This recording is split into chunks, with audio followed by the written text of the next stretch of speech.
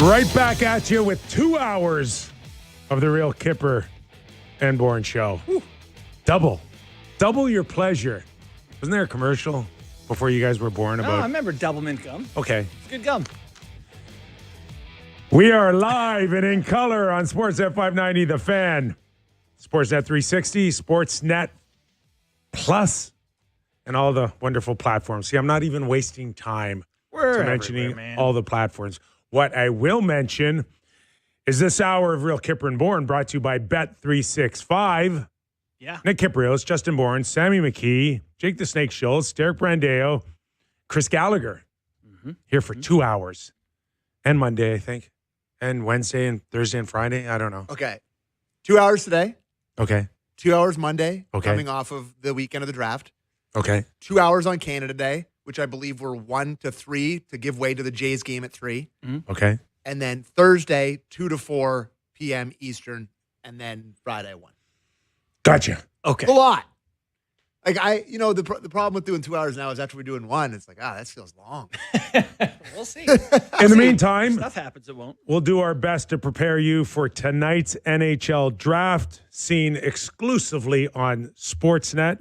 Coverage gets started 6:30 p.m. Are you going to head over there after the show? Yeah. I'm kind of dressed like a putz because I'm going to do that. A little, Dressed nicely? well, like kind of too nice for this, Oh, yeah. Yeah. but Yeah. like not nice enough for there. I was Tried to straddle the line. Well, talking to a guy who kind of knows what I do. And he's like, oh, what do you wear on TV? Like, he doesn't really know. He's like, you wear like a suit or you wear? I'm like, t-shirt and a gray baseball hat t-shirt. usually. The good Usually a news- baseball hat. for you after the show, the good news is, like, I don't anticipate anybody on the QEW. Should be fine. Should be fine. Friday at 4:30. Get a chopper to get you. You're going to be lucky guys don't- to you don't get there in the understand. 7th round tomorrow. You don't understand how much I like just sitting in my car because I don't commute. I don't have a commute. So, like, my kids aren't there. I put on an audio book and a bag of spits. Audio I'm book? content. Dork. No. Do not admit that on our show. Please. Sorry, Kip. 3 hours of Hall & Oates straight Now we're talking.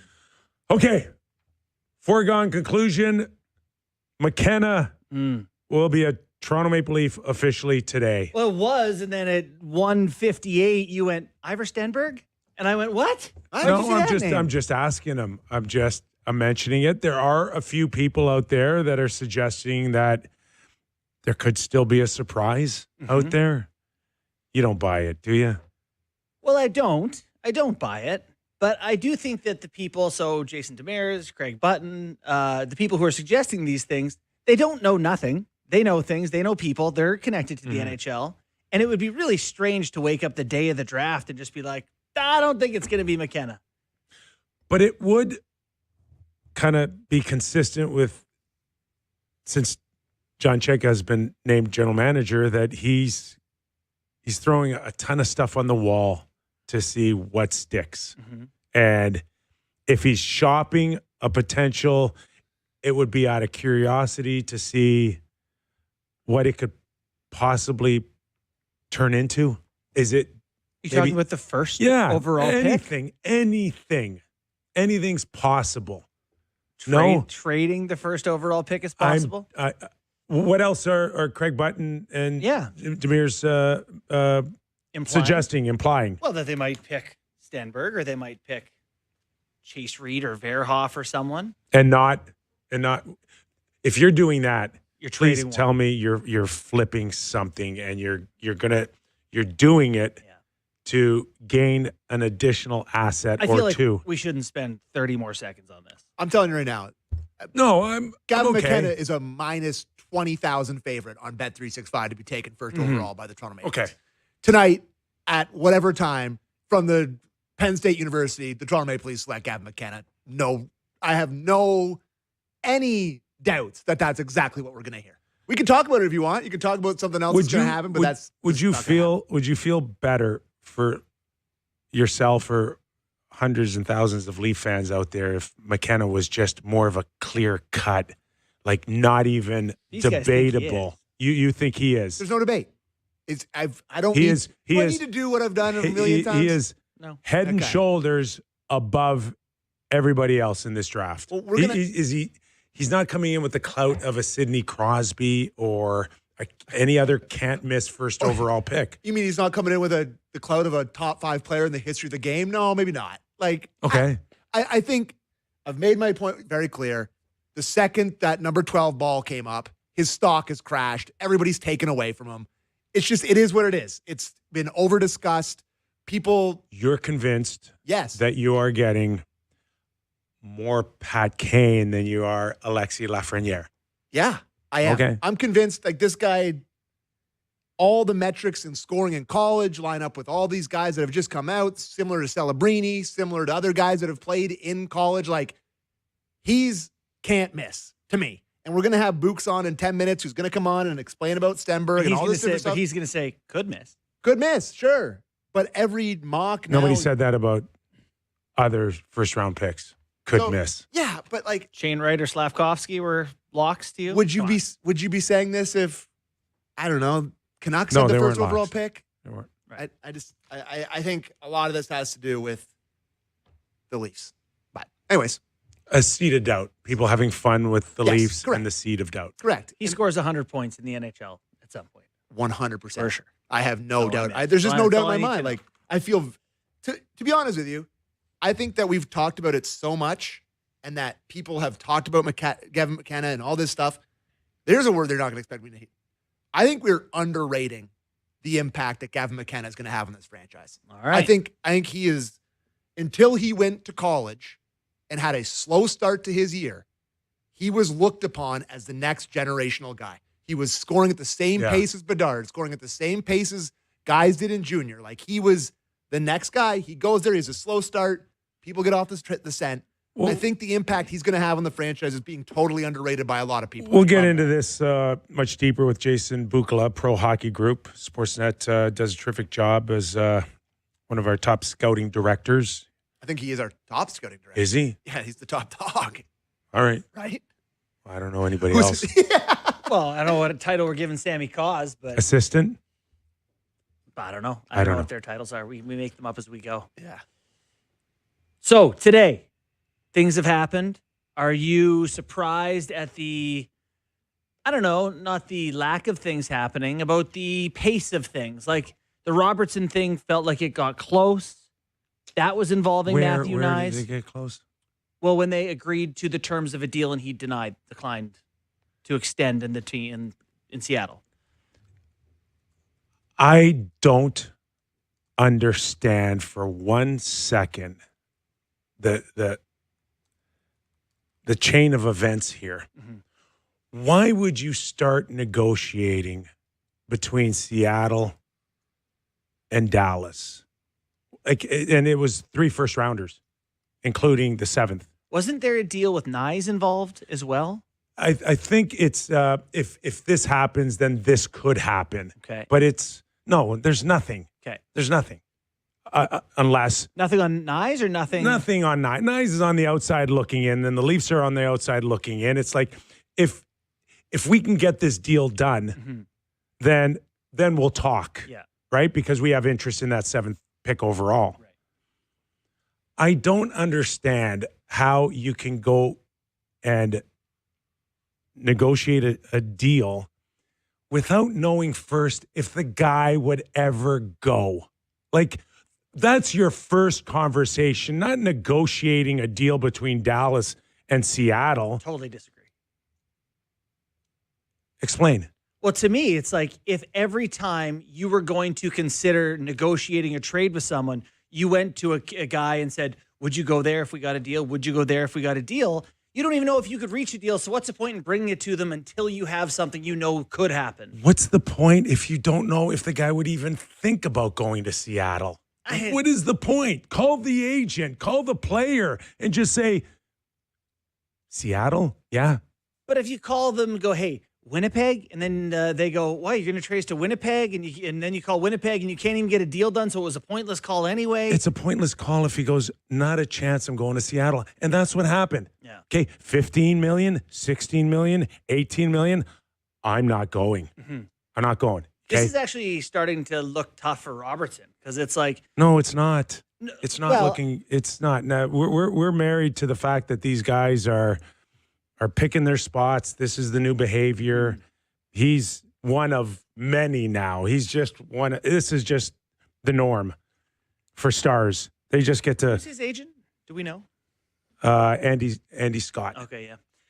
I think it's, we've just heard that he doesn't want to go to Seattle, and he didn't want to.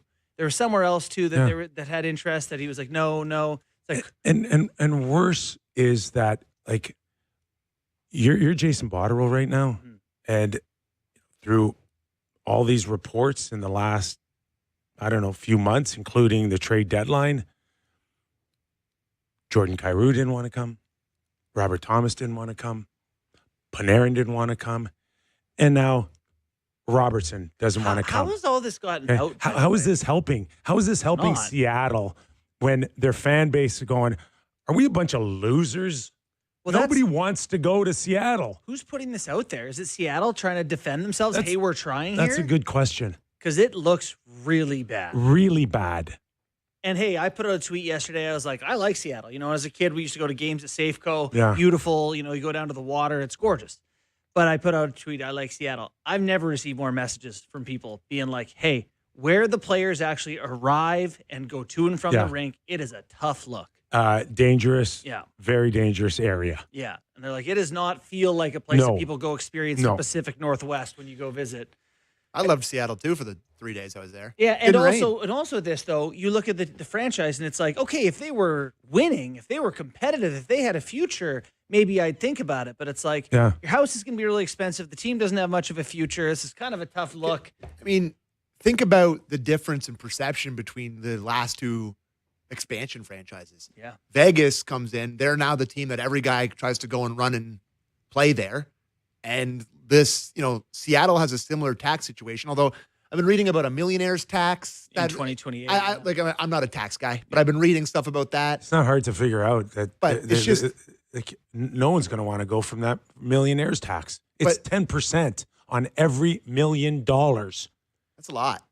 But it's half a million bucks. To finish the point, there. I can't believe the difference in perception between those two teams. Where Vegas nails the expansion draft, does it right. We've joked about Seattle, how they were just like didn't treat themselves to one star that entire time. We're going to defense and goaltending. Like Tarasenko and Duchesne and all those guys at that time that were a little better. Anyways, they're in a tough spot. Like they're immediately, are they the most irrelevant franchise right now? Like, Kip, to your point about this millionaire's tax or whatever, and you said, it's $500,000 if it's $5 million. But like they're offering way above and beyond. They're offering to cover that and more. And people still don't want to go there. No. So, there's some cities in this league where they don't seem like a very sound like management group. It doesn't sound like constantly everybody's on the same page. It's just if Robertson is going there, he's just taking the money and running. And he is now looking at his next contract as his last contract and doesn't want to go there and lose for the next 3 years. And then maybe it looks better. Mm-hmm. It's just, like I said, they could offer him 18 and it's a hard no. By the way, I do appreciate that. Hey, I'm going to make nice money wherever. I don't want to live there. I get it. I mean, where is he going to go? Can I take some wild guesses or no? Somebody mentioned St. Louis with all their first-round picks. Yeah, and I think he turned that down too, maybe. Yeah, he didn't want to extend there. Like, is it? Well, let me take a guess.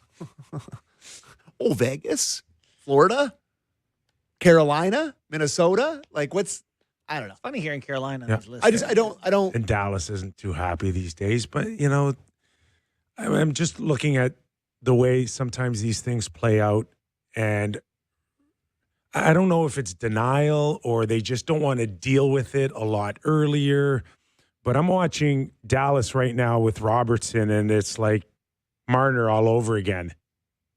And it's like, now they're scrambling, like the Leafs were scrambling, right? But I guess you think that they should have just had it done sooner, so this is not... It's not old school anymore where some of these general managers are like I'm the boss. I'm in charge. You just sit there and wait. And no, it's not like that anymore. How do you feel about, sounds like Robertson wants like 14 million or something like that. They want to just cap him at 12 with Rantanen. And he doesn't want that. And they've come out with another number, and they're like, no, you gotta give us another offer. The agent goes. Doesn't that hurt his leverage here? No, zero leverage. It just delays a year possibly, but he's going to sign a 1-year deal. He'll go to ARB, get a 1-year deal at $9 or $10 million, and then walk out the door for free. Mm-hmm. So he's got all the leverage. Sounds like they have some there. They can do that. Bit of breaking news from Frege that Olin Zellweger is being traded to Buffalo for Anton Wahlberg and the 45th pick in the draft. I gotta tell you, I love that for Buffalo. They're like, we just went and got Bowen Byram. We just went and got the younger Bowen Byram. That's who I think you hope Zellweger could become. I know he's not there yet, but he's an offensively talented guy with some upside, a little undersized. Maybe a generous review of Zellweger, but 22 years old, had 22 points last year in 76 games. They just don't use him, right? They had a full played 3 playoff games, had a goal and an assist. 22 years old, 5'10", 193. All right, let's welcome him in. Jason Bukala, coming to us from Buffalo. Pro Inside Hockey Group, turtle? Sportsnet, NHL scouting director. Buddy, are you wearing one of those scarves?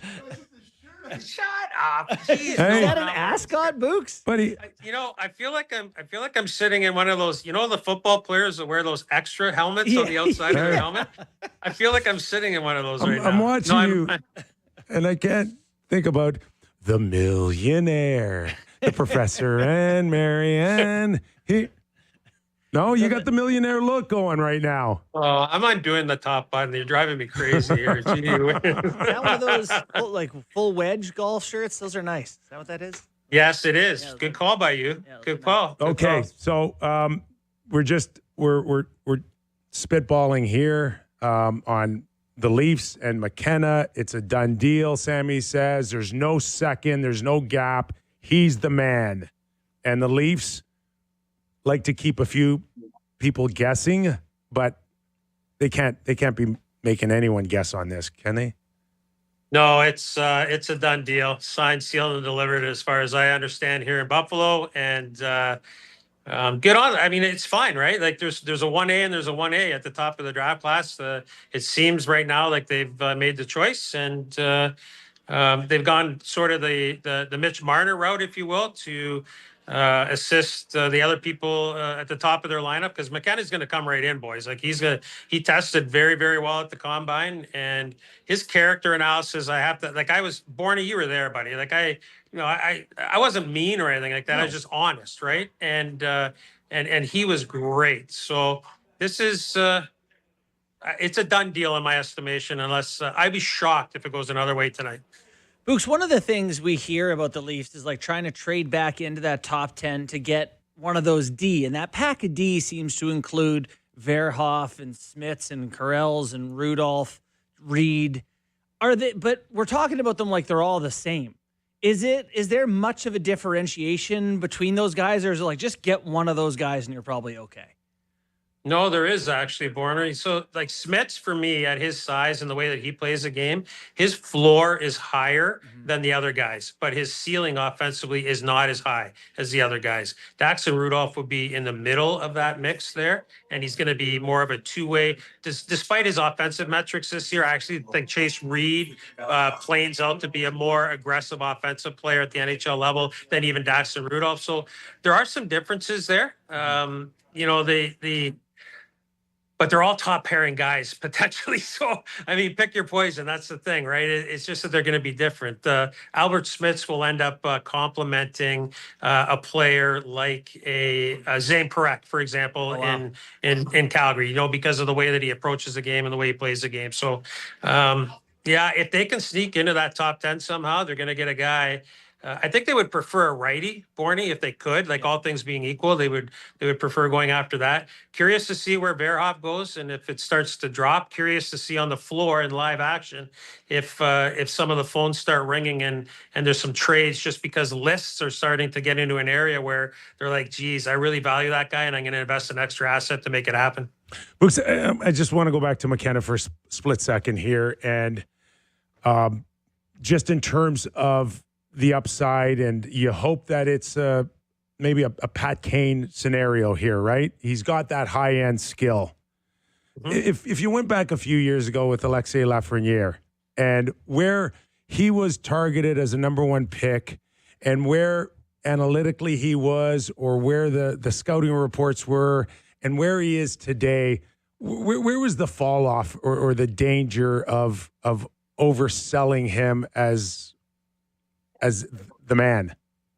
Lafreniere? Yeah. So, first of all, I don't know that people in my fraternity would openly admit it, but I do think that there is a somewhat of a bias in regard to results in the Quebec Major Junior Hockey League, especially at that time compared to some of the other leagues in relation to value of opponents. So you really have to mine more and more information. And what I mean by that is that you want to find out for scoring metrics where he's scoring the most amount of his points. Is it against the top half of the league? Is it on home ice? Is it on the road, for example? And there's more to unpack in the Quebec League when it comes to that. When we're talking about a player like a McKenna or a Stenberg, these guys, these two players, they're not going to be Macklin Celebrini. They're not going to be Connor Bedard. Like I want them to understand that. And I've heard it bantied around that, well, McKenna, he's going to be a 100-point guy in the NHL. He could very well be a 100-point guy in the NHL, but how many of those guys existed this year, guys? Seven.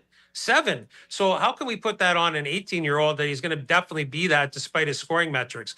Think back to when you were in junior hockey, Kyper. Some of the guys that came through and scored a ton in junior hockey, and then they got to the National Hockey League and they had to reinvent themselves. There's lots to unpack that way. But Lafreniere, this is whoever goes first tonight, assuming it's McKenna, even at Stenberg, even at Maholtra, even at Bjork, if he's 4, those guys to me are better players than Lafreniere.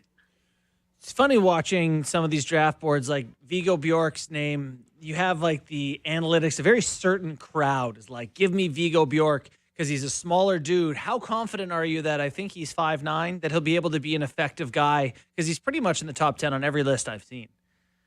Yeah, well, guys, there's prospects who come into the National Hockey League that are small and play small. Like we see some of those guys, right? You're small, you play small. You're darting, you get up and down the ice, you got all kinds of skill, but you never get to the middle. And it's a problem, right? Mm-hmm. That's not the problem with this kid here. Like he is short, Bourne, but he doesn't play small, if that makes sense. 5'9", $181, can play the middle, can play the wing.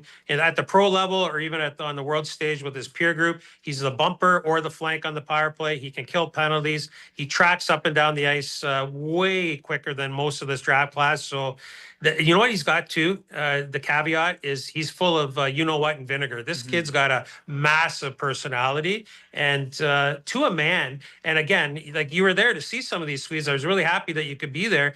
This group of Swedish prospects coming through, you can see why they've been so successful. Right. They're competitive, they're dialed in, they're super mature. I have zero reservations about Vigo Bjork. This guy's got top line upside. You're watching and listening to Jason Bukala, Pro Hockey Group, Sportsnet, former NHL scouting director. Books, we saw Chicago give up the 4th. We hear that the Leafs are still interested in trying to get in maybe a top 10, top 12 on a secondary move.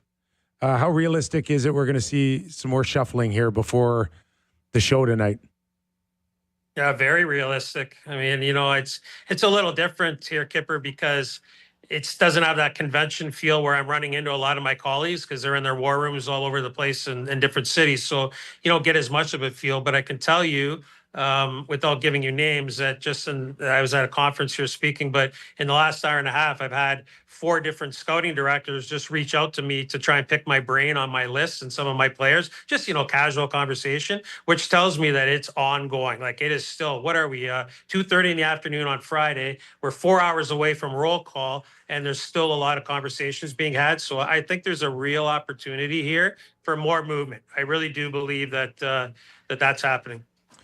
So when you are part of a scouting team and your team is trading picks, I mean, how has it changed on draft day? Like, what does your day look like today as your department is being consulted? What do we think of this guy? What does this pick value have? I imagine it's a busy day for the scouts. Hugely busy day, but I would say this, Bourne, that the body of work that you've put into creating your list at this point in time, when it comes down to value and trade, that's when the majority of my staff exit the room, because you don't have time to have too many fingers in the soup jar, if you know what I mean. Yeah. Like, it's me, the GM, the director of pro scouting, sometimes the owner, player development for sure, like Brian McCabe, Chris Pronger, Roberto Luongo, whatever the case may be, especially if they've just exited the league recently, where they might have some perceived value on if there's somebody else involved in the trade, you know what I mean, like an actual body from another NHL team. So yeah, it's the most fun part of it in a weird sort of way, because you've already done all your work. You've got your list. You feel like you have a strategy in place. But now on top of that, you also feel like you might be able to make your team even better by making a trade today,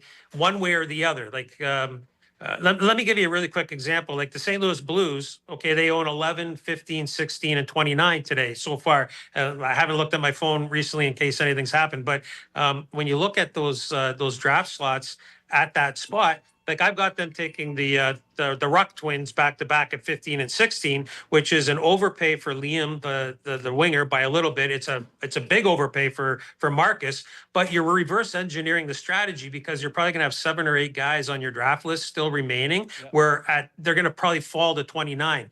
Now, what's the caveat to all that? What happens if you package 15 and 16 and do something different and move up again into the top? Like, what about the Buffalo Sabres or something? So I'm just trying to. That's a lot to kind of digest, but that's the fun part of it. You got all the work done. Now you have value assessment. Now you can get creative. Lots of talk about Seattle willing to give up 3 first-rounders to get Jason Robertson under contract. We know that didn't happen. You mentioned St. Louis with all their first-round picks potentially could be in play here. Maybe they pitched Robertson. Maybe he turned them down. No confirmation on it, but that's a bit of a feel right now going on. Boy, I'll tell you, like that. That's very concerning to me, Kyper. I got to say, like, if I'm a Seattle Kraken executive or a member of their staff, like, what that tells you when you offer 120 sheets to a player and he says no to you. Like, where in the world are we in the National Hockey League when you're starting to throw around that kind of money? And that tells me that there's a belief outside of the organization that they're not so sure where the Seattle Kraken are going as an organization. It's more than just the Benjamins. And when you start tossing around 3 firsts, or if the St. Louis Blues today start tossing around 3 firsts or whatever, and you start getting no's from free agents. Times are changing a little bit in this league, but let me ping pong this one back to you guys, because I'm perplexed here. Like, why would Robertson, if it's about winning, why wouldn't you just stay in Dallas for 12 and a half? Like, I understand Ranton is at 12, but even if they give you 13, why don't you just stay? I bet he does. 13 is a cap issue with Seguin coming back on the books. Books. It's an issue. Okay, so then you know what? How much is enough? And why don't you go shorter term, because the cap's going to go up again? Like, well, it's not, but you don't think it will? No, it's just absolutely not happening. He's right now, unless he does a sign and trade, he's getting 8. Otherwise, he's getting 7. Yeah. So there's going to be money somewhere in there. Like that, those are big numbers. Also, wouldn't you rather move Seguin of the two? Seguin's got no move. No move. Yeah. Well, I don't know, man. Like this, like I'll tell you the I love Jason.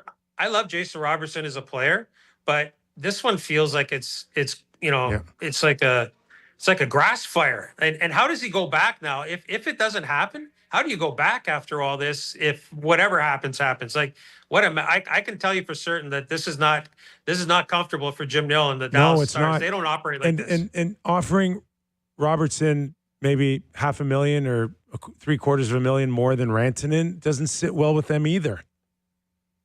No, because they've already placed the value on that. And hey, do you guys not feel like we're going to start to get into that category too, where teams, I don't care that the cap went up 8.5 and it's going to continue to rise.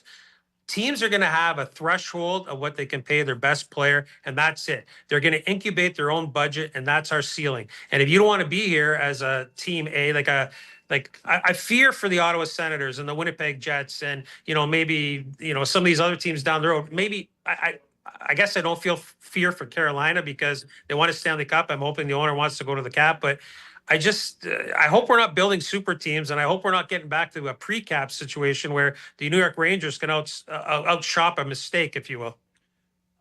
You had said, what fixes this? Yeah.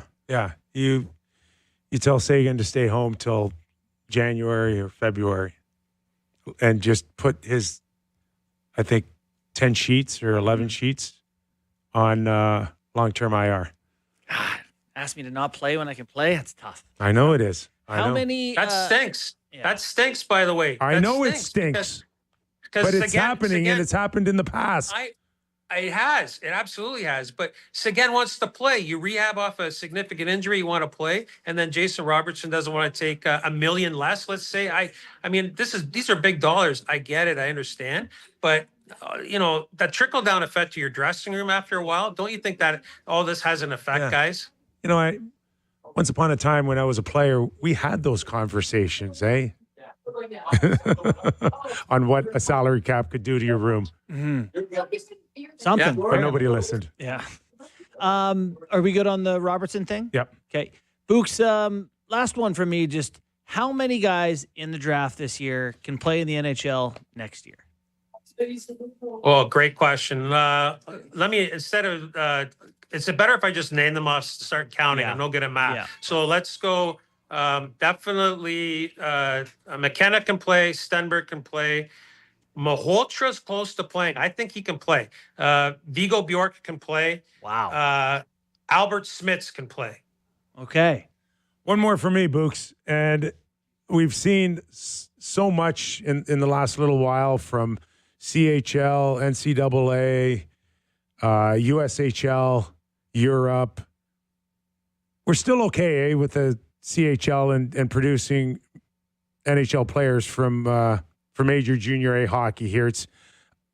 We still should see probably half of the first round come from the CHL, correct? Oh yeah, more than half. The Western Hockey League is going to have a ton of guys for sure. Sweden's going to have a huge run here. Make no mistake, it's a global game and it's all going in cycles. But in terms of the draft itself, it's not going to change. These CHL guys are still going to get drafted despite the fact that they're going to the NCAA. It's always going to be that lean in my estimation. All right, buddy. Great stuff. Looking forward to your work tonight. Thanks for doing this. Yeah. I'm going to get out of the helmet. Doesn't it look like one of those helmets? It totally does. Books, we'll see you in a little bit, okay? I'm coming to see you. To it. All right, buddy. Hey, right. Sammy, see you later, buddy. You won't. Jason Bukala, everybody. That's good. Can I ask you a question? Buddy, can you not ask me a question? Why is let's think of the worst pick of the last 10 years for the first overall and compare him to him. Why does it have to be that? I'm not comparing but him. But you've done it. You've said Lafreniere 100 times over the last 3-4 weeks, being like, it's Lafreniere. It's like, why can't it be Celebrini? Why can't it be one of these other guys that went first overall? Not McDavid. McKenna. Oh, no, sorry, McKenna. Your Bedard. Your Leaf paranoia. No, but is busting through your T-shirt. Why is he like? I'm not. He's an expert. He's an expert. He's been a scout. What are the pitfalls and what are the pros and cons of? Why can't he be of them? He's Alexander Dagg. Just because he's. Don't know. Maybe he's Jack Hughes. Yeah. Maybe he's Jack Hughes. Maybe he's better. Right? We ever consider that he's just better? Or worse? I mean, yeah. I don't know. But these are all options, guys. And Jack's a good player, but Jack's today, Jack's, 5 years in the league, 6 years in the league now? There was like a moment. He's a good player, but he's not like top 5 or 10 in the league right now. Okay. Right? I would say there was a moment like a few he's a years good ago player. where he was poised to be like, oh, this guy's going to be in the Super- MVP super- conversations, whatever. superstardom. And I'm not sure that, I do think that there's a competitiveness gap between the two of them. But I don't know. I'm not, I don't want to compare those two directly. But if you had the high end of Jack Hughes or something, boy, Yeah. you'd love that. I mean, Jack Hughes himself is pretty good. Yeah. Yeah, but he could be not- Nail Yakupov. He's he not looks a lot like Nail franchise. Yakupov. He's not franchise type. Jack Hughes isn't? No. I mean, a healthy Jack Hughes is elite in this league. He's the third line on Team USA, played maybe 12, 14 minutes. He was on as Team a third USA. line centerman. He was on Team USA. But I mean, they good didn't. player They and a didn't great 3-on-3 but player. They didn't put the 6 guys they thought were better ahead of him. They built lines, Kip. Like, they're not saying Brady Tkachuk's better than Jack Hughes. They're saying he fits on that line. At the end of the day, you got your go-to 20-plus guys. Yeah. Jack wasn't one of them. Okay. Okay, so I throw your theory on lines out the window. You play your best players the most. Yeah. My final point on this is you and many other of the media around here that particularly doesn't want to seem like the least biased has been doing everything to take away from it and to nail down what he is. And it's like, I love think there's a hearing- potential he's a super duper star and he's one of the best players in the league. We don't have to be afraid to say that. No, we don't. He's gonna the whole Leafs consensus first overall pick, lit it up at every level of junior hockey he's ever played. Like, there's a chance he's one of the best players in the league. There was concerns about him with Team Canada. Yeah, about okay. Of course, concerns again. being a complete player. Sure, yeah. For a 2-week tournament where he led the league, led the tourney in scoring, like, just he's allowed to be good. And we're allowed to, look at pros and cons. But you haven't said one pro yet. That's my point. He's got the most skill. Okay. There you go. He's the best player in the draft, and he's Right? going to the Leafs, and he's going to be a superstar. Yeah. There you go. Yeah. I'm All on right. board. Can we take a break here? We do not agree. Yeah. We don't agree. I'm okay. I told you guys, and I remain this. I'd take McKenna. I would. I'd be nervous not to. That one. I think that's the first time you said that. No, it's You not. sure about that? It's not. Absolutely, it's not. I think don't I like think Albert I would have Smith's the first stones overall. to turn him down, Yeah. just based on the fact that it could make me look really bad. Totally. I do think there's an Okay. element of this that this guy has produced ungodly numbers everywhere he's Unless been. I move down and I get a boatload for moving off of him. That's all. Wild. Okay, we'll take a quick break. Plenty more still, including Doug MacLean, top of the hour. We're going to find him in yeah. Buffalo. Yeah, he said, "Are you going to meet Doug MacLean?" Oh, is Mac at the draft? Yeah, you got to get his. You got to text him. Hell yeah. I'll text him right now. Okay, plenty more. Don't go away. It's the Real Kyper and Bourne Show, 2 hours.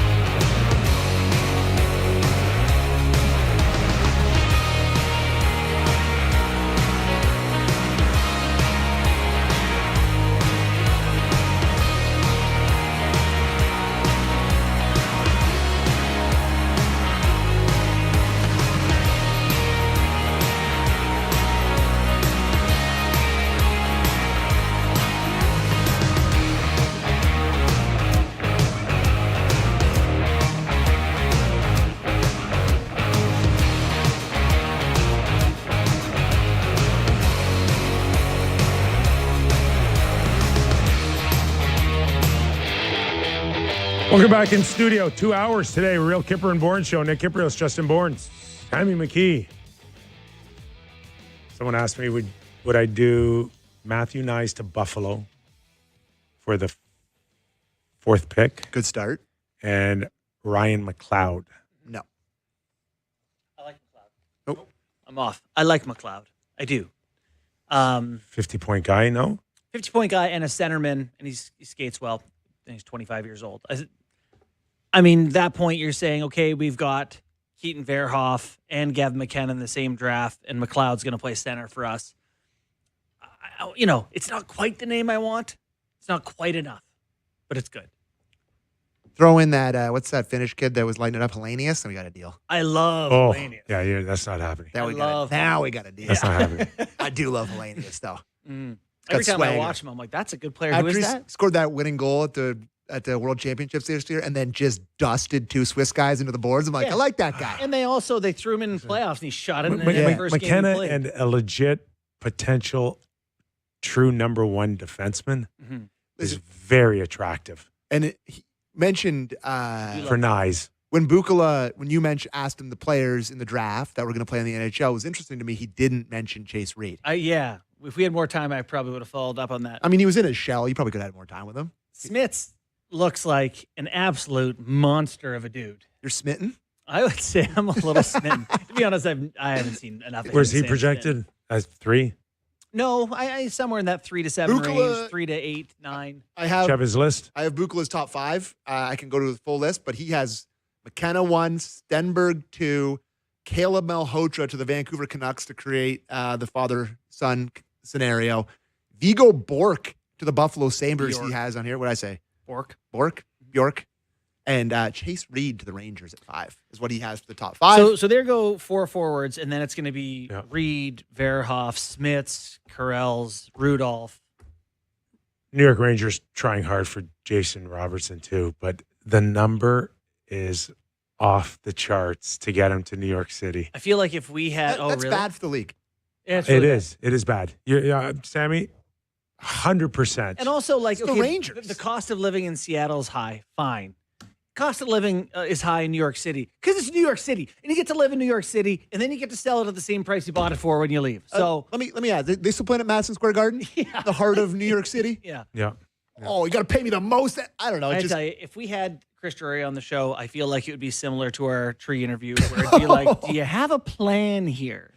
but I saw some buzz about Rangers and McTavish. Maybe did I see that Yeah. right? But like, so what? I don't. The- They no, just, no, like they the- just It's not a needle changer.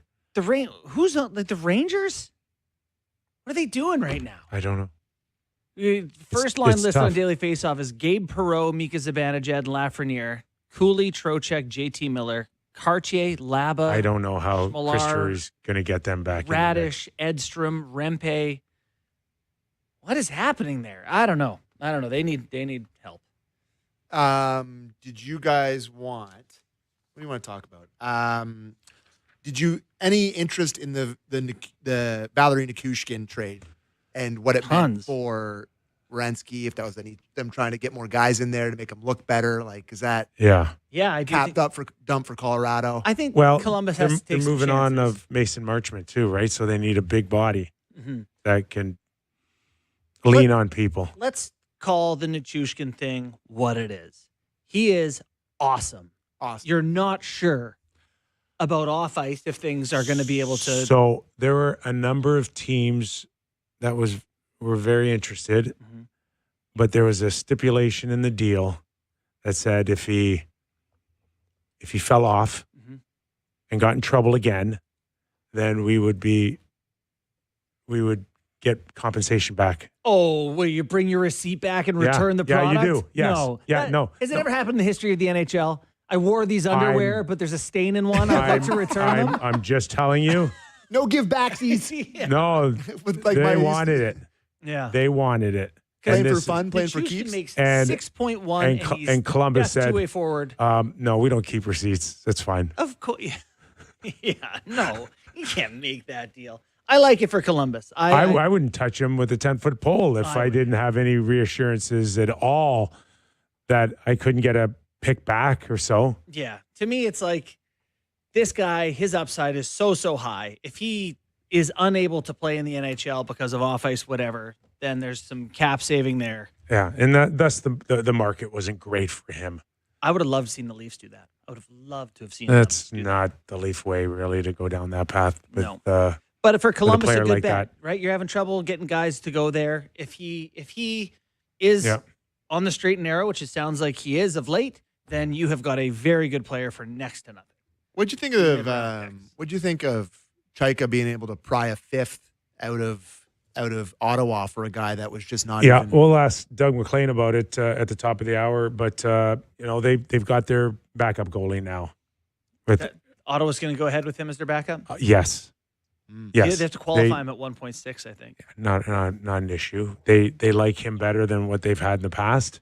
Yeah, and feels like the exact guy they've had. Two Swedes, right? Two Swedes.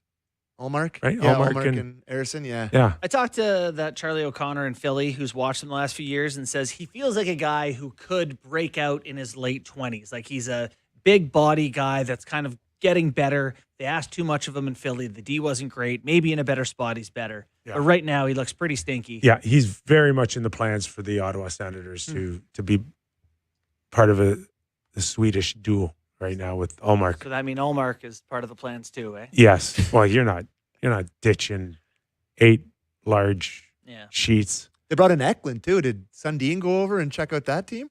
Go start running the Sens a little bit? You can do worse than just getting a whole Swedish team. Yeah. That's not a terrible plan. Just don't ask Doug MacLean about what the Canucks did that because he didn't love what they did. Oh, is that right? A skilled player.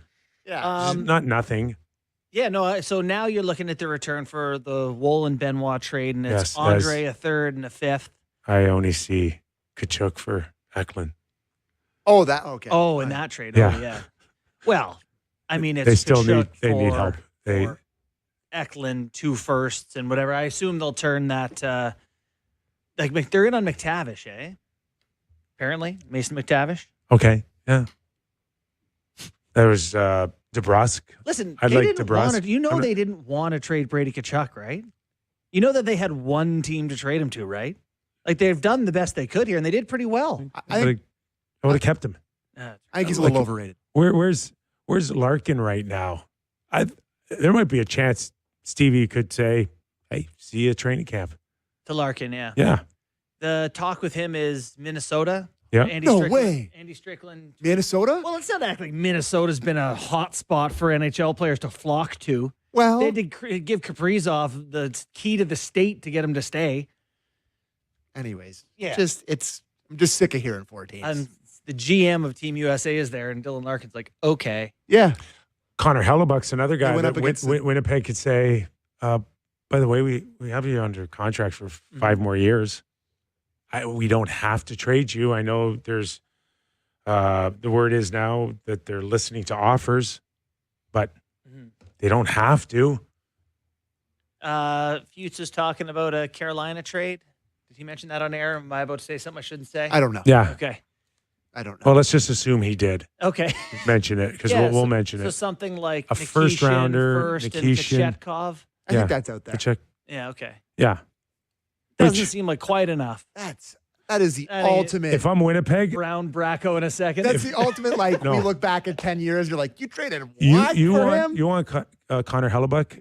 Winnipeg has to go and say one of Jason Blake, Jackson Blake. Sorry, Jason Blake, friend of the show. Seth Jarvis. Yeah. Or Stan Koven. Boy, right? Or Stan Koven. Yeah. One of those 3. To which you would get a resounding no. Why not? Because they just won the cup without Hellebuck. You don't think if they had got rid of Seth Jarvis and got Connor Hellebuck, they wouldn't be right back in the final? Totally. No. Yeah. Oh, I totally They got like disagree. a 914 save percentage last. Yeah. You can give one of They got better goaltending Blake, than Hellebuck Stankoven, or Jarvis. I'll have my preference on which guy. Yeah. But I'm just telling you that's not going to happen. You think Seth Jarvis's buddies would have as much fun in Winnipeg as they would? They got to buy some parkas, boys. Do they go back to their jobs now? And if Florida wants Hellebuck, you got to go get A body. Lindell. So you want a You got to body go back. get Luosterainen. You got to get Winnipeg you got to should package. Insist on that. You're right. Feels like Buffalo's the best package if I'm a Jets fan. You get that fourth fourth overall. pick, you can talk about that. I mean, Could you then do Hellenius? yeah, like that's to me. They got the finer McLeod meats or- and cheeses than Yeah. than Florida does or anybody else. But anyways, boys, I'm excited for tonight. Must be fascinated. There's lots, and people are still talking about Buffalo's got more coming. Yep. Stay tuned. Wow, Colorado. there's pressure, right, with losing Tuck and Yeah, you got to And get Bo. better. Colorado is the only team for me clearly going in the wrong direction so far. They lose Nichushkin. They lose Ross Colton. They lose Jack Drury. They pay Kulak $4 large for 5 more years and bring back Burns. Spence too in Ottawa. They just re-upped him. Ottawa Senators, But yeah. I'm saying Colorado to me is getting worse this offseason so far. TBD what they're planning on doing. So far you got Florida missing the playoffs and Colorado missing the playoffs next year. I said I don't think Florida's going to win the division. No, not going to win the conference. Easy. Florida's in. Oh, yeah. Wow, yesterday we would have just been like going to the parking lot now. I missed that. But we're sticking around for another hour. And not just any hour. Off the Rails Friday with Doug MacLean. All the way from Buffalo. You're not going to want to miss it. Stay tuned. More real Kyper and Bourne after the break.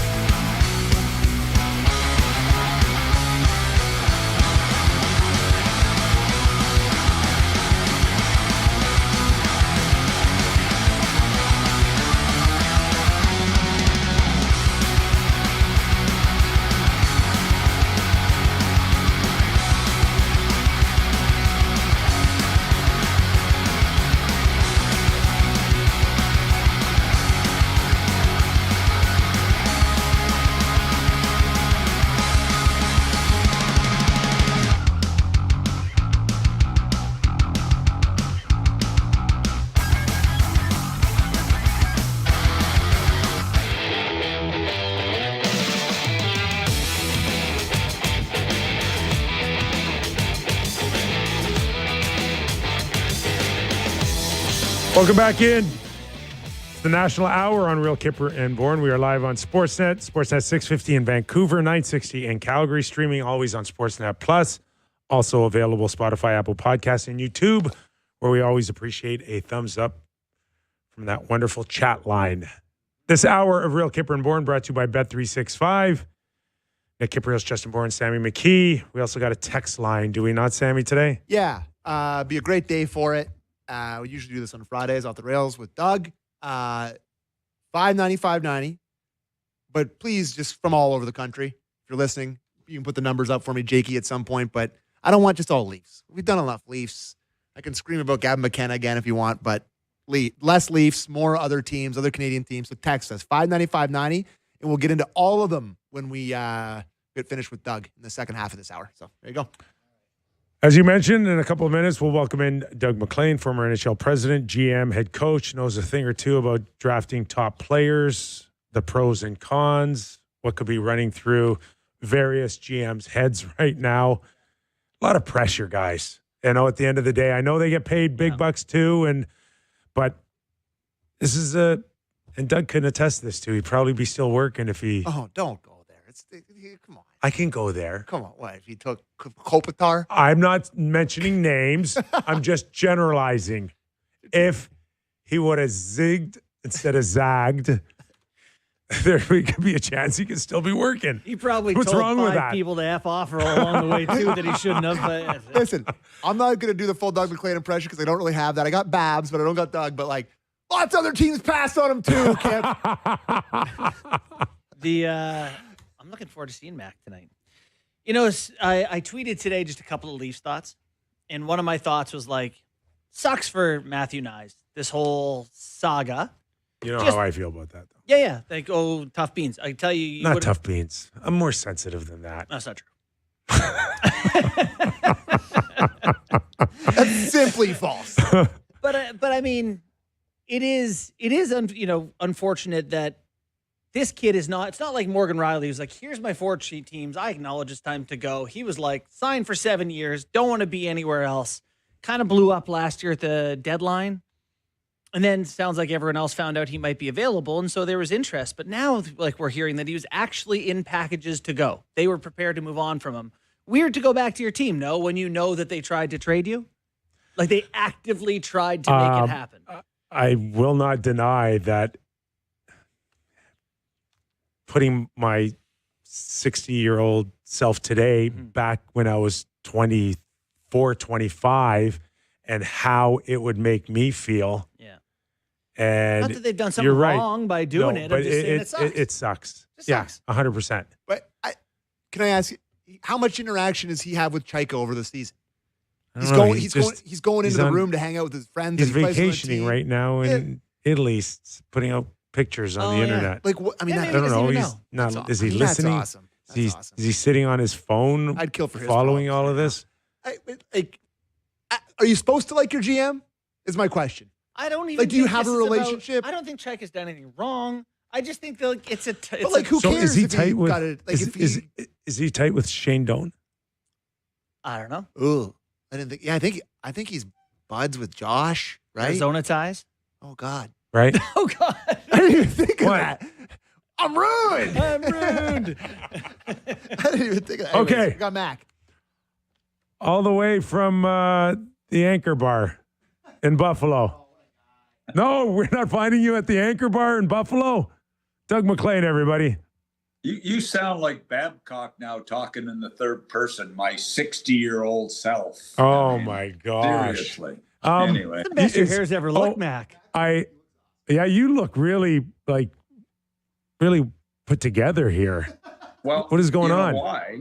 Well, Yeah, you're looking for a job. no, I got my hair cut because my daughter's getting married in 2 weeks, and I wanted to grow in a little bit, and look good, because I gotta give the father-daughter speech. Oh, Wow. good for you. And I'm really nervous. I look about forward to seeing it on the internet when you post it. Hopefully the wedding isn't on a Friday. Yeah. As Rimmer said, am I invited to the wedding? I said, we'd love to have you, but we only have 5 bedrooms in our house. We don't have room for you. Anyway. So you bring up the name Babcock. Is that where you want to start here? You have any opinion on? I listened to the press conference was enough for me. I don't want to listen. Now the players are all, it's exactly what we need. I don't want to listen. I don't want to talk about Babcock at all. Oh, stop it.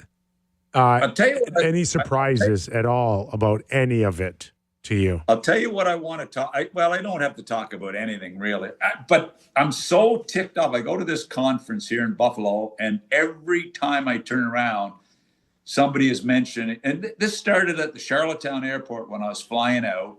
It continued in Toronto when I landed. And then at this conference, all I hear is Kypreos and Bourne show. Kypreos and Bourne. Like, you put your name on the show. I single-handedly have turned this show into something special by what people are telling me, you know? I'm thinking that you should pay us because of the publicity you're getting off of our backs. I knew you'd have something up with that. Anyway, I was thinking my top team in the league right now, as of today, are the Florida Panthers. I think I've got them as the highest rated team in the league. Justin thinks they're slow. I'll warn you. I was okay. He's been wrong before. But listen, think about this. If I'm playing against Tkachuk, and Sam Bennett, you know what I'm going to be doing?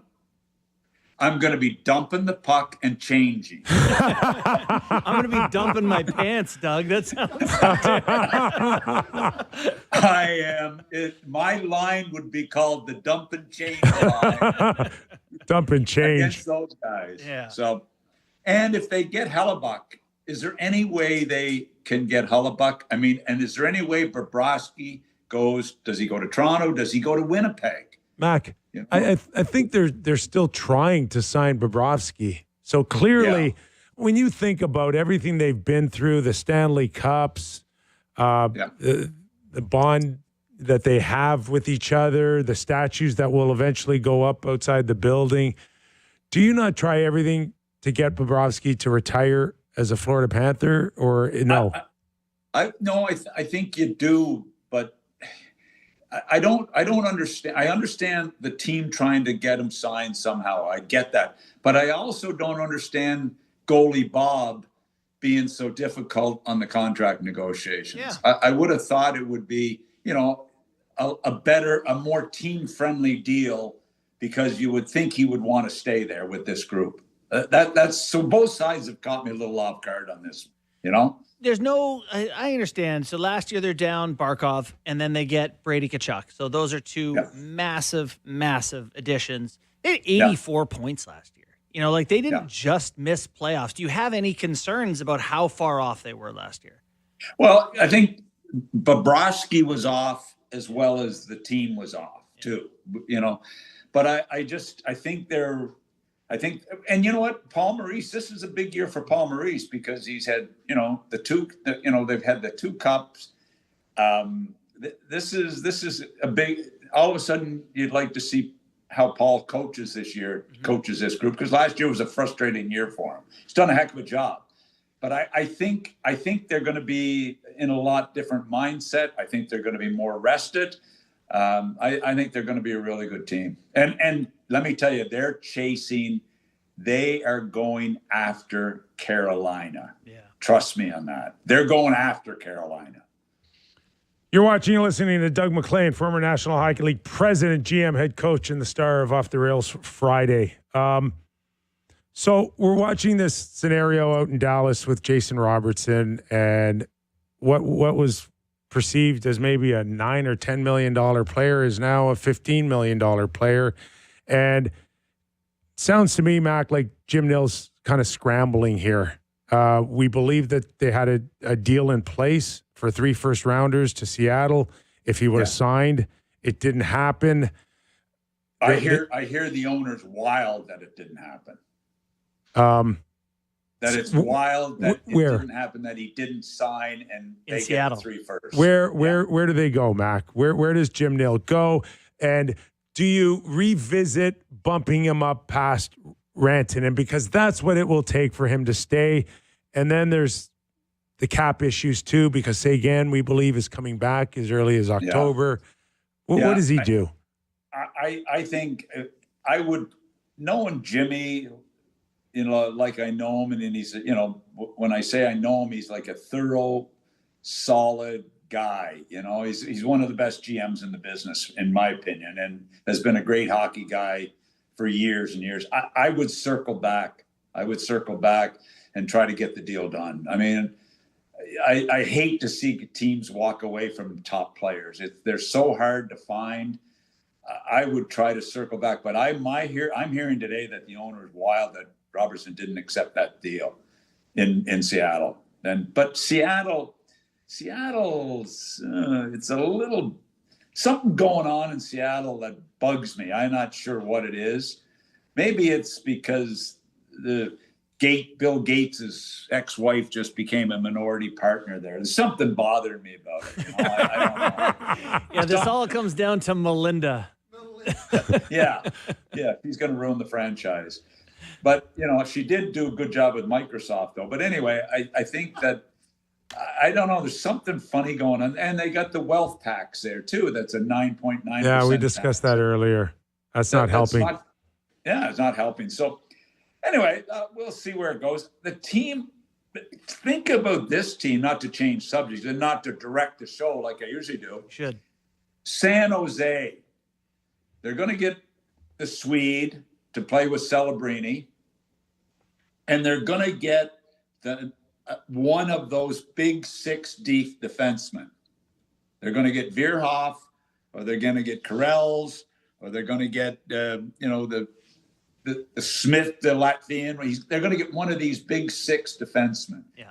And that is going to set San Jose up as they're going to be a team to be reckoned with next year. And if the Stenberg kid comes in and plays right away. So I think it's going to be a great draft for them.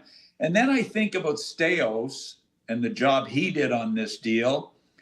And I wanted to really find out about Eklund. And I've gotten great comments back on this kid, and they really think twofold. They think he's going to be a huge help to Ottawa because of the game he plays, and he's best friends with Zetterling, the other kid there, and they think that he's going to his game will be rejuvenated because of the Eklund kid. So they feel and the 2 guys that got thrown in the San Jose deal, a scout told me today he thinks both those kids will play in the NHL. Really? So it looks to me like Ottawa did a good job on this deal, and San Jose did a good job on this deal. As you were We'll see. Ottawa just got Andrei Burakovsky from Chicago for a late pick, 6th rounder in 2020. So Mac, and they think the goalie they picked up today is has potential to be a great backup. I don't know him, but they think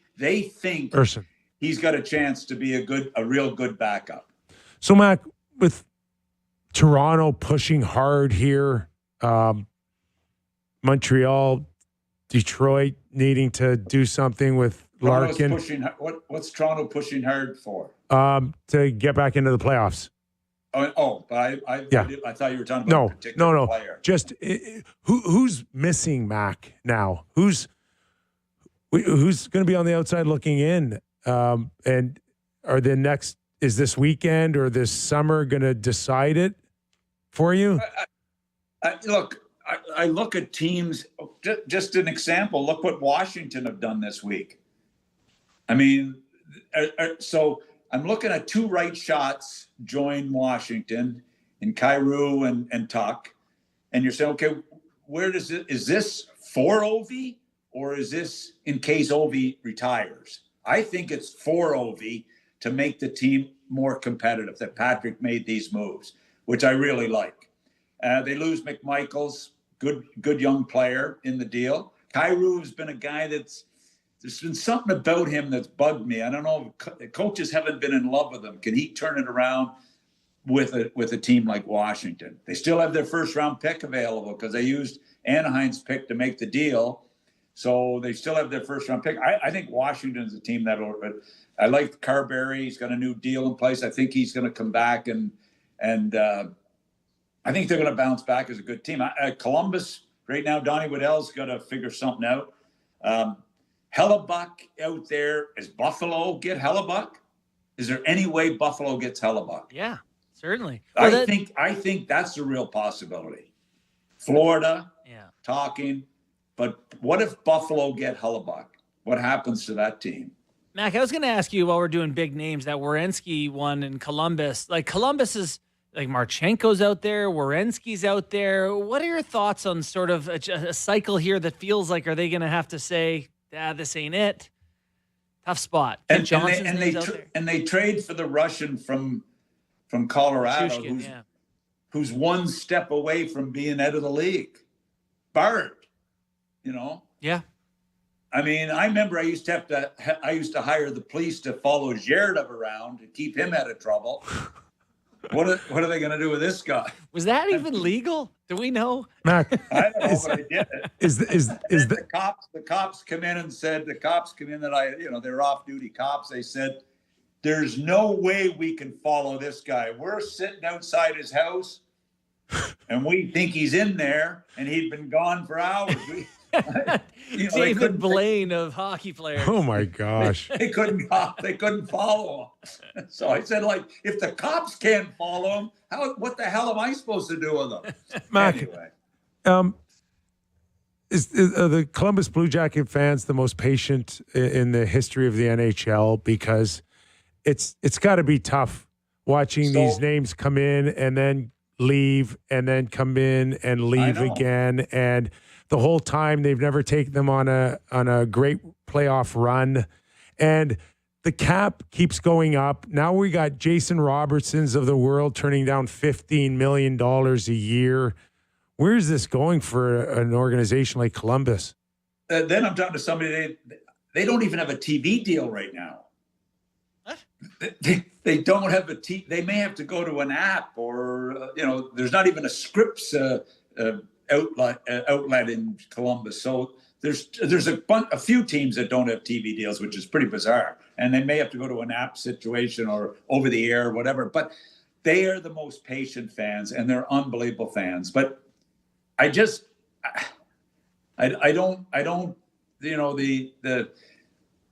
how can they lose the defenseman? How do they lose him? I mean, they've got to get him signed somehow, some way.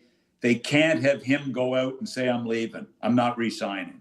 If that happens, we're rent to an MVP or best defenseman in the league, and you lose him. I would hope that doesn't happen. I would hope it doesn't happen. But there's a perception there. It was bad. It was good. And now it's shaky again, and it really bothers me. But I check into my room the other night in Buffalo. I'm just trying to relax, had a nice glass of wine. And your credit card bounced. Turn on the TV, turn on NHL Network, and guess what it was? It was Ovechkin's first game as an NHLer, and guess who they were playing in game one? Your Columbus Blue Jackets. My Columbus Blue Jackets. And I watched the game. I watched the game, and I remember it being there. After the first period, Nash doesn't come back because of a high ankle sprain he suffered in training camp.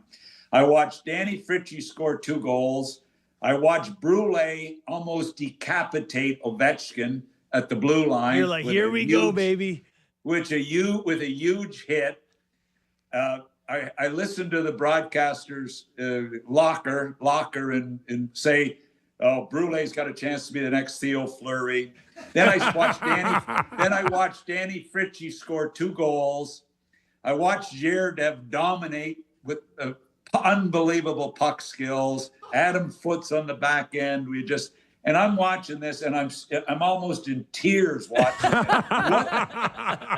And then your alarm went off, and you woke up straight out of bed and went, "Oh, that was a weird dream." Brule breaks his leg and fractures his sternum. Danny Fritch's shoulders went out. Pascal Leclerc, who played great in goal that night, he blew out his knee, and I'm like, it just brought up so many wounds, So anyway, what a great way to start draft weekend.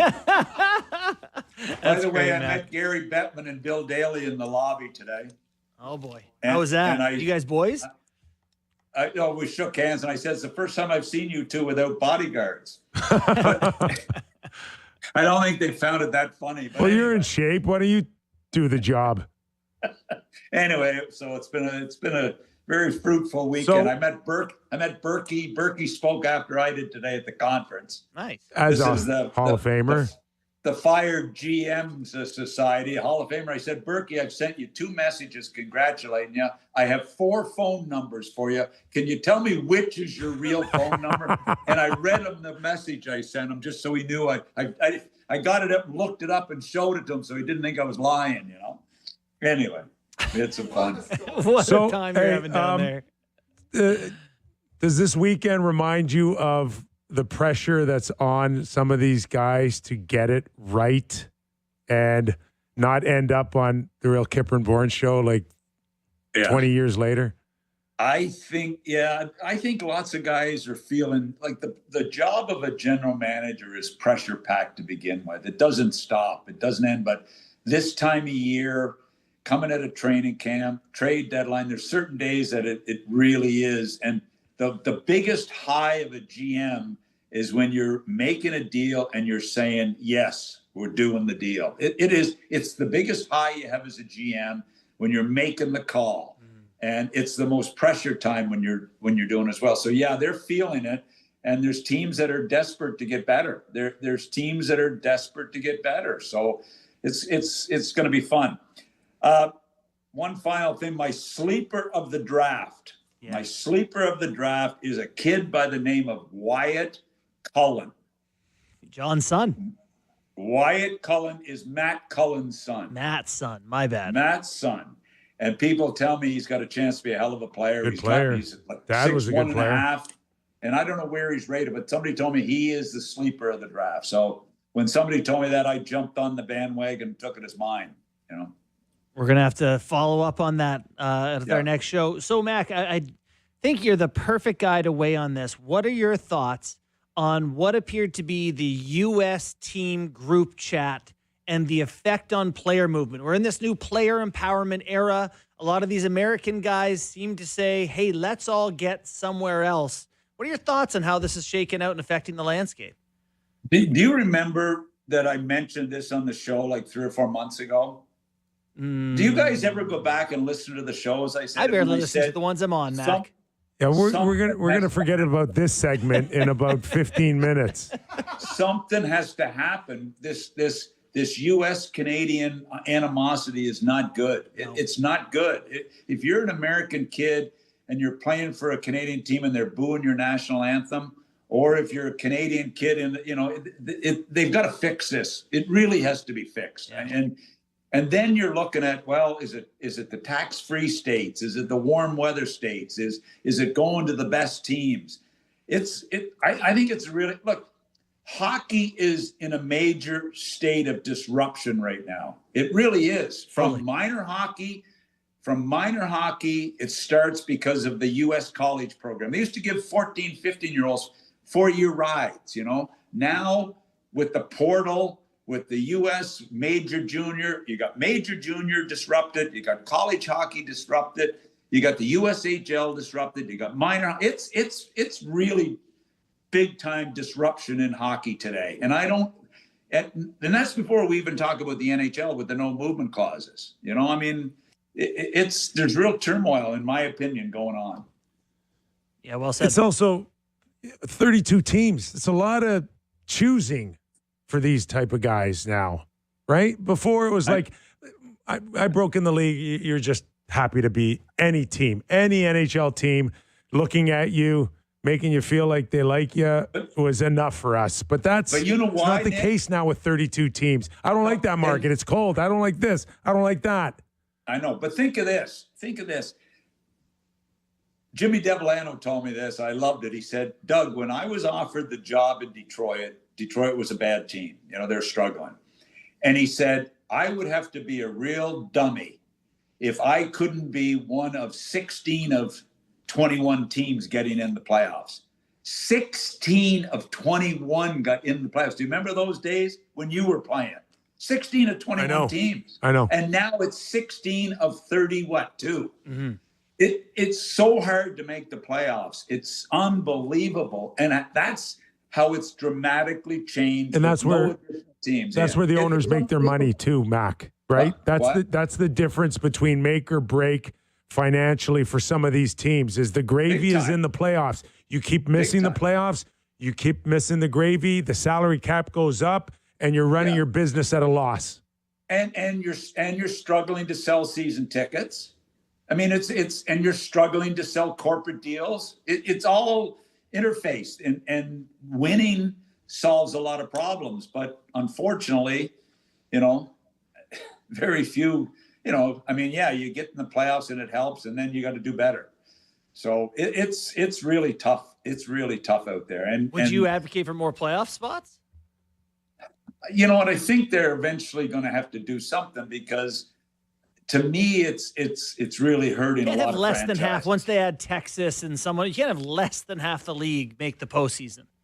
Yeah, that's scary to me. Yeah. I think, and not a change since the 80s or whenever it was. When did we add the 17 and 18th team? It would have been Ottawa and Tampa. Would have been the first two. Early 90s. So I think that there's got to be, it's got to be looked at for sure. Imagine if you're a GM and you're only had to get in 16 of 21 getting in. It was a joke then, and people used to laugh at the NHL because of that. Right. And now it's gone the other way. So it's going to be interesting to see what shakes out here. Just lastly, if you were the general manager of the Toronto Maple Leafs, you'd have no choice but to take McKenna, right? Yeah, I think, although your guy, your super scout there, Books. Jason. Yes. He's got Stenberg ahead of him. I was surprised. I was really intrigued by that, and I like Jason. I think he's got some, I but enjoy he's like you. to his out of an NHL job. He's just like you. He's just like you. He's out of an NHL job. Yeah. Yeah. Well, I'm not out of an NHL job. I'm retired. Very clear difference. I got too much to do. I got way too much to do. Way too much. All right. Enjoy the draft. If I was in the NHL, I'd have to have a bodyguard. Just think about it, That's what I was. I was your bodyguard when you used to work here. Exactly. All right, Mac. Enjoy it, my friend. Thanks for doing this. How many more shows do we got, boys? One more. One more next week. Next Friday. Really? Then you're free. By the way, thanks for phoning me last week and telling me there was no show. I'm sitting around waiting for the call. Oh, or that's was there a Sammy. show and I just didn't get invited on? Yeah, Sammy. Yeah, any I'll wear it. excuse? No, I was golfing. I'll wear it. Didn't text him. I was actually playing Toronto Golf Club with my boy Matt. So. I was thrilled you didn't call. Anyway, I'll see you tonight, guys. Mac. All right. Thanks. That is Doug MacLean. He just can, whatever's on the top of his head, eh? I really hope he's not there still, because I don't want to blow too much smoke up his butt. But that's one of the best conversations every week. It's awesome. Oh yeah, we're getting close to the end here of our show. Yeah. Well, you can tell when he's missed a few weeks. He was like, and that then was he comes back and he's just got backlog of info. not even info, just his energy of. Where are you gonna get a following Jared ever the God story? Can you imagine that? Detectives. Didn't something happen like that with Sagan when he was a rookie? Wasn't that a thing that they had to kind of keep an eye on him a little bit? I think he had some times. Yeah. I don't know about putting Team anyway. security into probably not. following players around. It's crazy. Game time? Game time. All right. It's game time. Presented by Bet365, an official partner of the NHL. Must be 18 plus. Ontario only. Please play responsibly. What do you want to look at tonight, boys? Let's see if we got any draft stuff on here. Let's just do the Jays. The Jays, again, boys. It's really tough to watch. They hit 500 and they immediately turfed 3 in a row in heartbreaking fashion. I would actually like to blame somebody that works here for this. Okay. I was watching the Blue Jays game on Monday. I think it was Monday. The first game against Houston was Monday. And I watched them win. They close it out. And Jesse Fuchs, who does wonderful work here, comes on after and he's like, oh, they're back to 500. Hopefully it's not a curse like last time when they lost 4 in a row coming out of it. I was like, Jesse, man. Can't say it, dude. It's Jesse. It's all Jesse's fault. That's why they're on a losing streak, so blame him. Anyways, they are minus 110 on the money line tonight. Patrick Corbin goes to the Jays. Nathan Eovaldi, who doesn't have a great ERA this year, but has been nasty. So Eovaldi, tough matchup for the Jays. I got to think at some point, boys, Vladimir Guerrero Jr. is going to hit a home run, right? He's currently hitting as many as Davis Schneider, if I'm not mistaken. Yeah, like I think What were the like? Jimenez has double the if- amount of home runs. If you were to put a Bet365 bet on 3 home runs halfway through the season, you would have bet your house. Yeah. I know. That's not going to happen if he stays healthy. Was it Cake McJabe or Dr. Grizzo or one of these guys had his stat line is almost dead even to Kevin Biggio this year? Anyways, he's plus 625 to hit a home run. Eventually, he's going to hit a home run at home. I like it. It's almost Canada Day. No home runs at home. Daddy, It's time. daddy. Tonight's the night. All right. Plus 625. Within a whisker of winning the World Series God. to now hanging your hat potentially on a minor league call-up Sean Keys. to save the season. The boys need a spark. Anyways, that was Game Time presented by Bet365, an official partner of the NHL. Must be 19 plus. Ontario only. Please play responsibly. And as a reminder, this hour of Real Kyper and Bourne is brought to you by Bet365. All right, plenty We have more. So many texts, boys. We have a ton of texts. So text more if you want to get in. Information continues to come in. We'll update whatever we can for you all while you get ready for the NHL Draft on Sportsnet. Coverage beginning at 6:30 Eastern. More when we return to Real Kyper and Bourne.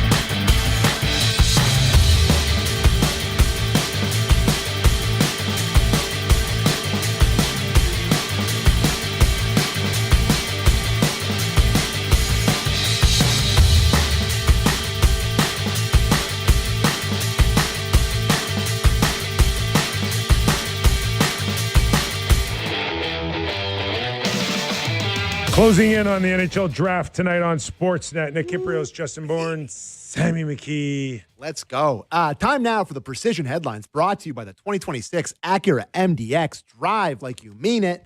And in those headlines today, just the text from you. I appreciate the people sending them in. There's lots of great stuff. Let's start with this one. Do you guys, this is from a nameless texter, unfortunately. Do you guys think Marchenko is the move for the Canadians, or should a 2C be more of a priority? I think Marchenko is one of the most underrated players in the NHL. He's big and fast and creates offense. To answer your question, Perfect age. they need both. Okay. It's not one or the other. You don't think They're Montreal going to get both of them. They're going to get a top 6 winger, and they're going to go get a centerman. When you say they're going to, you're confidently predicting that they are going to do these things? They're aggressive. I don't know the time frame. I don't know if they can do it this weekend, and I don't even know if they can have it by summer.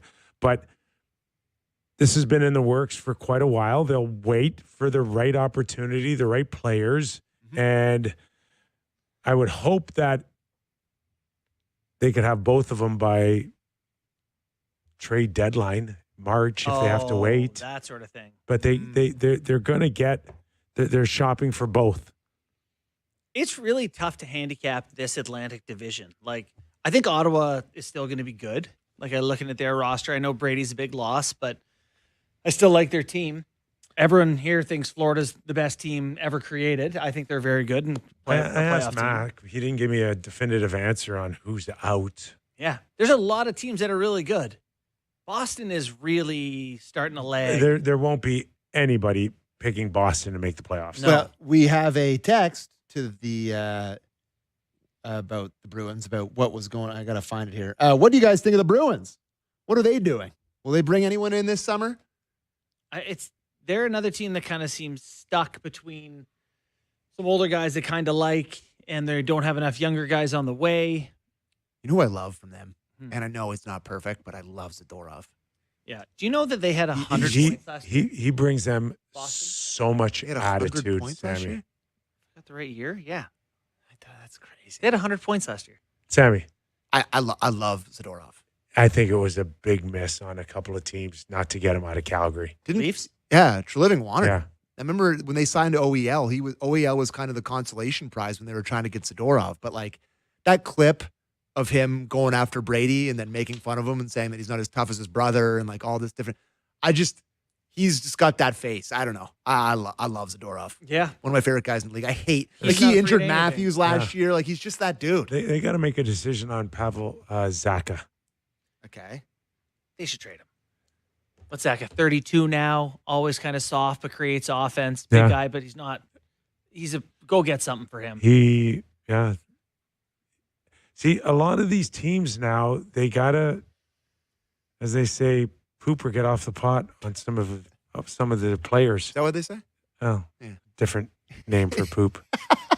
Boston has to be the weirdest team of last year. 100 points with, Kuznetsov on the top line, Middlestat and Geeky on the second line. Like, it was a whole bunch of, wait, what?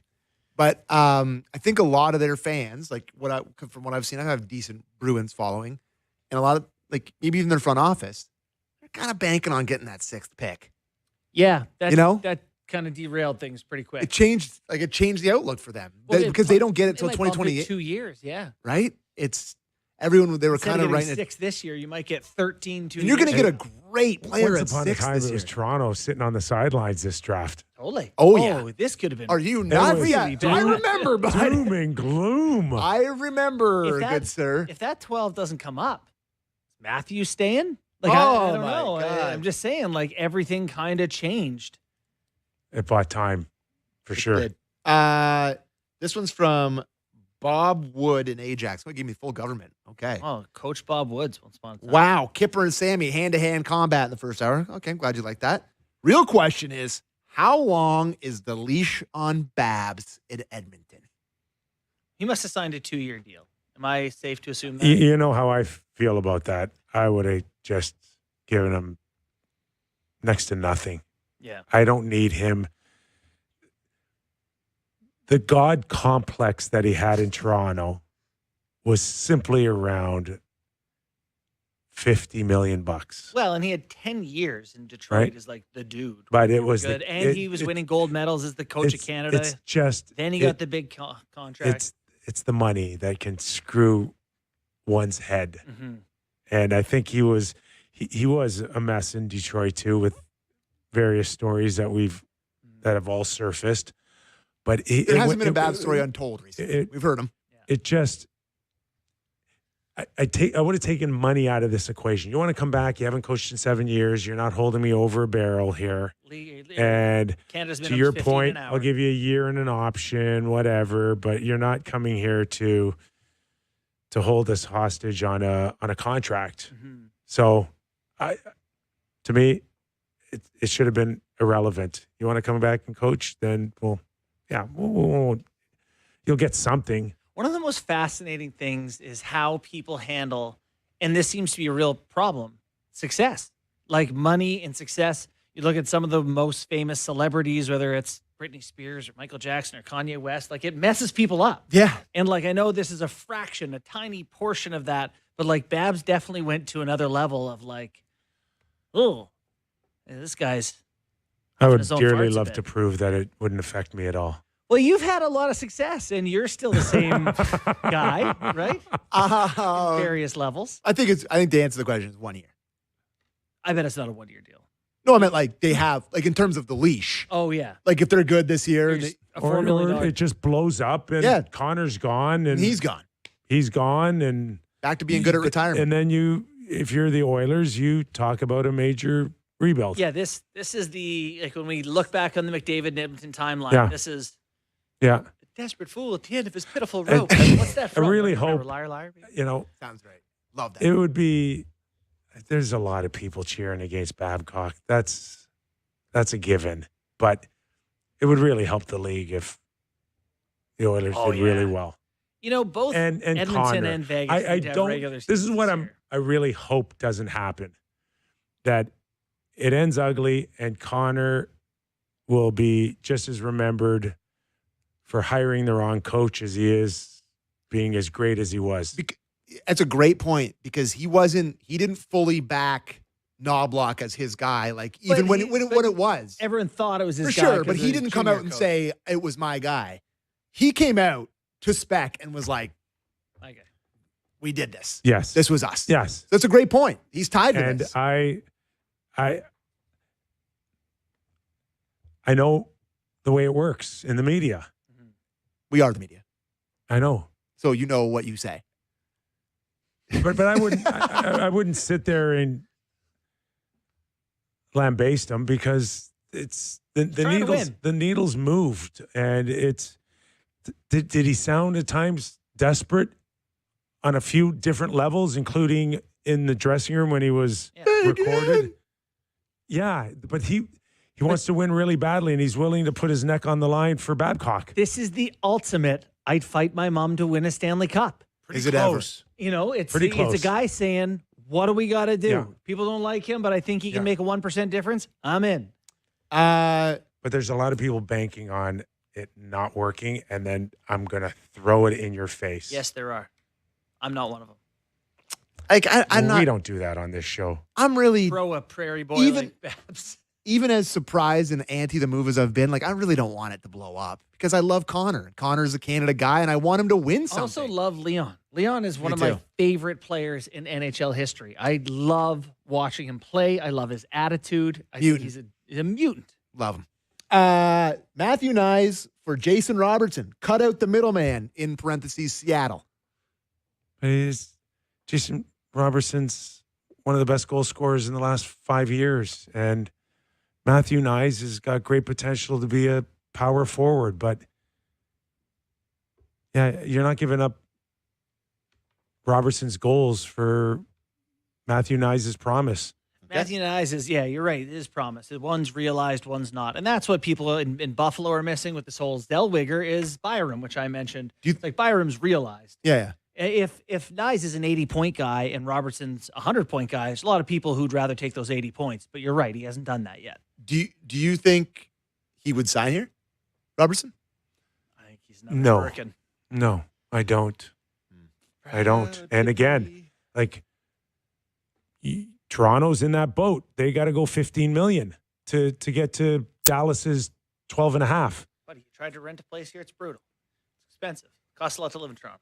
Yeah, when you have 16 sheets, you'd probably be fine. If you're a contender, which D-man would you rather have for the next 2 years? Darnell Nurse or Morgan Riley? Nurse. Adam from Edmonton. Nurse. Nurse in playoffs has had some. Nurse. He's just bigger. You know who else has been good in playoffs? Physical. Riley's been good. Riley's been Physical. really good in the playoffs. But I want the bigger physical guy. I'm going to offense- disagree with both of you guys. Riley's take Riley. offensive upside is not upside-y enough for me to I agree. change that combo. I mean, Nurse was a huge reason they lost the Ducks. He had a dreadful series. Pretty stinky. What else we got here? Do we ever see a world where a player requests a trade that their no movement is torn up? No movement still in play if the team wants to move on. I've seen this a lot where people have theorized that if a player requests a trade, they're like, I want out of here. Their no movement clause is voided. But if the other team wants to move on, then it's a different story. You can negotiate a lot of things, but like again, The whole point of a no move clause is so look you at can how control where you go. desperate. Look how desperate teams are right now for good players, and like they're not giving that up. No. Okay. Right? The owners can negotiate it out on their next collective bargaining I think that's kind of agreement. what the theory is like, what if that happened? To me, then you would just have guys leaking through their agent that maybe they're unhappy rather than expressly I requesting guess. a trade. You're right. Like it would, Yeah. to me, it just changes how people would approach But it's pissed off a lot of fans. the no trade stuff. Oh, yeah. Well, the Larkin is the kind of stinkiest, where Okay. it's Well, I mean, where Brady. it's like you signed 8 years, but Brady's got the window of 2 years, and that seems to be an acceptable. Oh, I'm not gonna That's fair. hang you out to dry, right? I'm warning you now. I'm not re-signing, and that's ultimately the decision to move a guy. Larkin committed 8 years and is bailing on it. In his hometown. So Which is crazy. here's the question I have. We talked about. So Robertson has no contract. He's a restricted free Yeah. agent for 1 year, Right. with salary arb rights, meaning that But how does he have trade control then? Because yesterday we were saying until you're 27. he doesn't or- have trade control. He just So wouldn't here's- sign a here- contract here's- with. Okay, so listen. Oh, So- so hold on for a second. Yeah. So if he decided that he wanted to go to Seattle, Mhm. and Seattle July 1st gives him an 8-year deal, or I guess it would be 7. 'Cause- 7. Well, he'd do a sign and trade with Dallas. Yeah, you're right. too. It would be a sign and trade. So for 1 year, Seattle could trade him. And he doesn't want that either, right? Mm. Because I don't have any control. If you don't like me in 2 months, you can trade me somewhere else. I have no say. I don't really like that. Do you think he would want to do this qualifying offer 1 year sort of thing? But It's a pretty big risk. no, it's not. Go He's snap going to an get ACL? 10. He's going to get, well, yeah, of course. But he'll get 10 million. Yeah, he'd get 10 mil, but yeah, it's Son, It's how much not should- ideal. How much should Seattle offer him? 120. You're right. Yeah, it's a little less. You're right. But I actually think the he Stankoven could do it. contract was something, like what did he sign? 7 times 7.5 or something? Before I read our last text, that was the Precision Headlines brought to you by the 2026 Acura MDX. Drive like you mean it. Last one. Does a Hellebuck exit risk a domino effect from a guy like Kyle Connor and things really fall apart in Winnipeg? Oh no, he's American too. Crap! Crap. He was on the. Yeah, the answer is yes. Does. Yeah. Yeah. And no different than what does Leon Draisaitl think if Connor leaves in a year or two? Yeah. Who just signed a 8-year deal recently. It's fascinating. Like the NHL has kind of, we've got Canada, Southern expansion. We've got Canada. Canada's fine. They're always going to be there. But if all of a sudden there's a real drain of talent out of Canada, which drives a huge portion of revenue for the league, I'm curious how they handle this. This is not good. It's not good to have Well, it's not good. 7, star players be like, I'm not playing on a quarter of the league's franchises where, half the interest is. Yeah. Not good. I mean, the Leafs. Leafs, how much of the league's revenue does the Leafs, Oilers, and Habs bring in? I don't know. Like what I think they're percentage would that top be? 10. I think they're top 5, aren't Okay, they? yeah. All 3 of those teams Well, would be in the I top don't 5? know. I don't know where. Well, recently, Edmonton is one of the richest teams in professional sports because of Connor's delivery of almost 30 playoff gates in 2 years. Mm-hmm. I would just think that those 3 teams do a lot of good work for the league, and if the teams aren't willing to play there, it's a tough look. Or so if players aren't willing to play there, it's a tough look. Montreal's a funny one. It's funny that you don't hear more teams or players be like, that is a team on the come up. Montreal's an awesome Like, have you been to Montreal? Yeah, Montreal rocks. Awesome place to play. It's surprising there's not more people be like, get me there. That looks awesome. I think that's where Connor's going to go. Okay. Terrifies me to the depths of my soul, but if I had to pick next team, Habs. Grip a Leafs guy and go to the Habs? Yeah, they got a better chance to win. We thought Tonight, that about Sydney for a while. Yeah. NHL He was a entry Habs draft. With the first overall selection in the 2026 NHL entry draft, the Toronto Maple Leafs select McKenna. From Penn State University, Gavin McKenna. Can't wait. I haven't cared about the draft in 10 years, and I'm so excited for tonight. You buy a jersey? No. Number And then- 72? I And mean, then 7th overall, But Toronto Bobrovsky- Maple Leafs select. Bobrovsky getting that number? I've always, Keaton Bear. George Russick, you said this theory, and it's a great one that you can't wear a jersey of a guy younger than you. Love that take. It's like 38. I want a One of my- 38-year-old guy buying an 18-year-old's jersey. It's no one of my shot. favorite sports takes. It's a so you great can take. you can wear the jersey of guys you grew up watching. Yeah, like that I you got a love. Tucker jersey that I could wear once in a while. You know, a Paul Molitor jersey or something. Yeah. But I can't go wear Ernie Clement jersey. I have a Kirby Puckett Yeah, Minnesota Twins sick. jersey. Wow, that's now cool. we're talking. Yeah. That's really cool. Really cool. Yeah, like I got that one when I played in Hershey. Yeah. So I went to FIFA's Fan Fest the other day. Yeah, what was that? Yeah. You're the least Why? likely Yeah. person to ever Why? be Oh, there. it was great. You're like, I'm here Great. with all my They've done a Brazilian fantastic friends. job You if you gonna- can get in there. gonna go Sunday? So I'm on the back of the stage, and I'm The looking in the stage? corner. Yeah, they have a stage there. I'm in the back of the, and I see, and it's like the Calder Cup, Oh, yeah. and They had I'm little, telling like, all the crew, I've won that. I've won that. My name's on that. And I'm gonna lift it up over my head, and then I'm gonna kiss the trophy. Did you? Oh yeah, That's Oh my great. God. yeah, And everyone's like, okay, Gramps, let's get you back to the home. Okay, Unc. buddy. Hey. Once a champion, Always a champion. Have fun tonight, Borny. Yep. Thank you. Go Leafs, Let's go go. Buffalo. Our thanks We're back. to Jason Bukala in the first hour and Doug MacLean. Enjoy the draft, everybody.